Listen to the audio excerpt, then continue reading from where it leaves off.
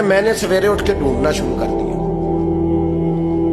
ڈھونڈتا ہوں وہ بندہ ملے، کہتے ہیں جہاں بلخ شہر کے لوگ رہتے تھے وہاں چلا گیا۔ تو میں نے لوگوں سے پوچھا تم میں محمد بن ہارون بلخی کون ہے؟ لوگ کہنے لگے وہ تو بڑا نیک آدمی ہے، پرہیزگار ہے، بڑے بولے بالے، بڑے اللہ والے، ریاض آپ کو بس ہم ہی جانتے ہیں، وہ تو بڑا نیک ہے، پرہیزگار آدمی۔ میں نے کہا اچھا کہاں ہے؟